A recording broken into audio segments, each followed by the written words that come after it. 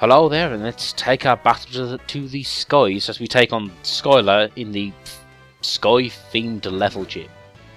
And as you can see here, we've entered an arena of aviation, since Skyla's whole thing is being a pilot.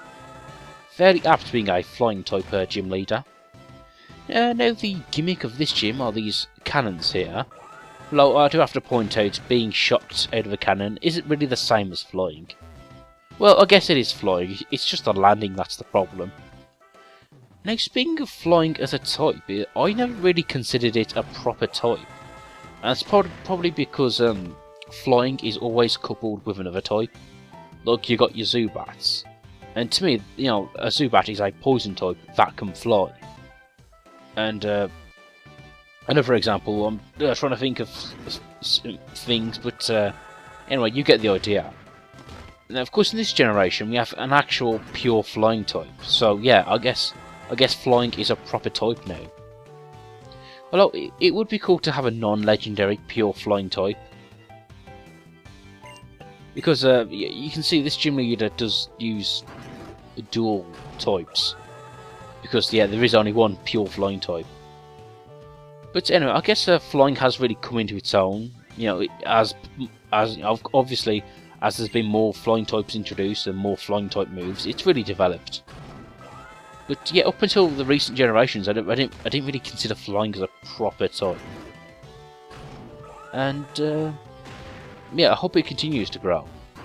Now, speaking of when they were introducing a new type in this generation, I think one or two people thought, oh, we're gonna have like an air type or a cloud type. And yeah, speaking of which, people have just brought up that the idea of having an air type. But really, you look at the flying type moves like Gust and Hurricane, and flying has developed to become that sort of air type. Now, like I said before, since she doesn't have any pure flying types, she will send out Swoobat, a psychic flying type. So obviously, I'm going to send out Tim Curry, my dark type, to fight her.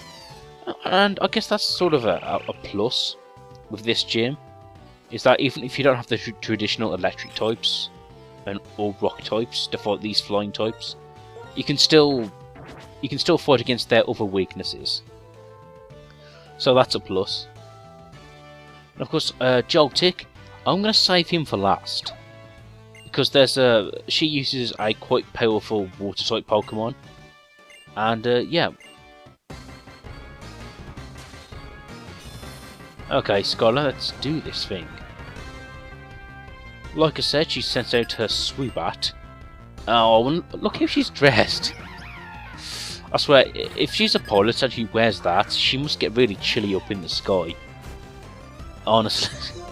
Oh, Japan, you and your fan service. But anyway, start off with Fake Out and get a free move. I love Fake Out, it's such a cheap move.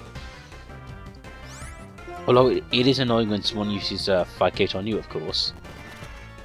And just Payback should finish off Swoobat.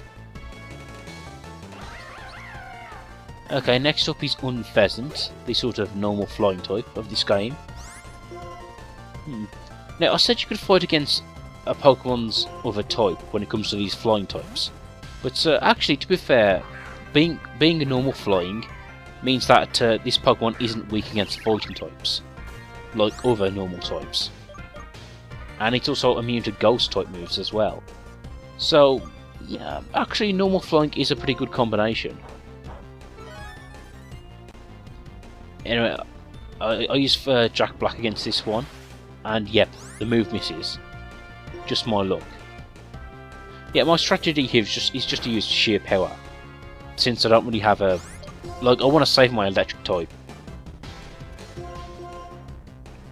But unfortunately, Jack Black's hustle ability lowers its accuracy, so that doesn't go quite to plan, so I'm forced to rely on Mitchell here, who's honestly still fairly weak in his first form. But anyway, I use the move Fly, because essentially it's a good stalling move.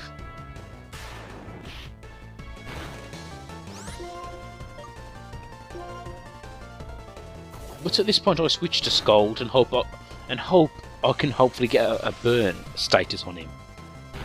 Or on her, I should say. Because she's like the female version of this Pokemon. And of course the female version has sort of like a brown, subdued colour scheme. And I actually like the design of the female version of Unpheasant. I mean, the male version's very colourful, very pompous. You know, he looks pretty righteous, but I don't mind this sort of subtle design either. And of course Ash has the female version in the anime, I think. But luckily it's Brooker's here to save the day. Yeah, and essentially this battle could have gone a lot better if Jack Black had managed to finish off Unpheasant. But, you know, I still managed to beat her without losing any of my Pokemon, so I'll call that a win. You know, that it's not like Unpheasant is a pushover. But anyway, whenever I play these games, I always resist getting the normal flying type. Just because that's what you're supposed to do, I suppose. Although, arguably, you could say any Pokemon in this game is designed for a certain purpose, but yeah, that's why I pick Swanna as my flying type. I just thought it was slightly different. Oh, speaking of Swanna, being water flying, it has a 4 times weakness against electric. Oh, this this makes a joke of Swanna. I'm sorry. Oh. Swan down. I guess you could call that her swan song. Oh, that's terrible. But yeah, I hope you didn't look away from the screen for more than 2 seconds, because you would have missed that.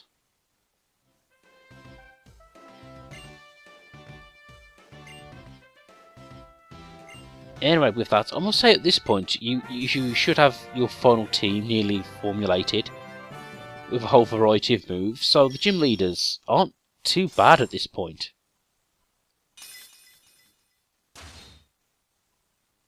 That's a rather fancy looking badge, I do like that.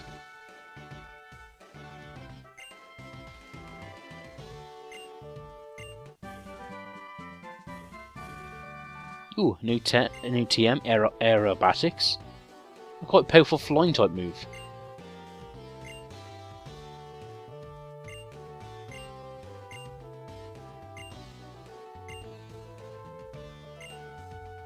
Yes, and thanks for telling us where to go next, because we need to head off to Twist Mountain after this.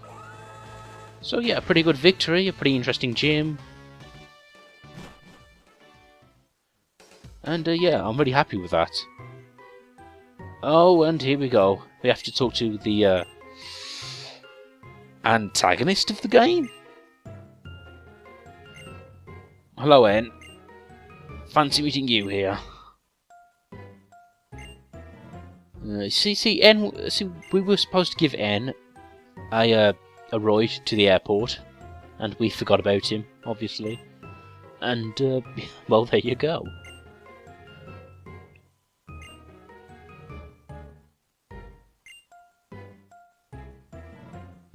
And of course, I like how he compliments the first Pokemon in your team.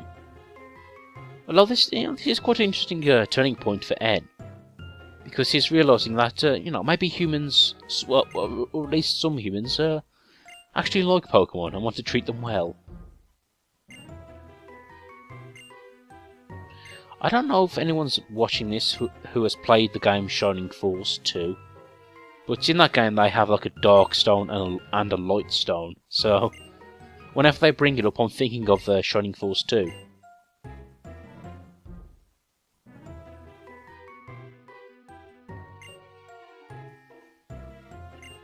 Okay, Ed, what are you going on about now?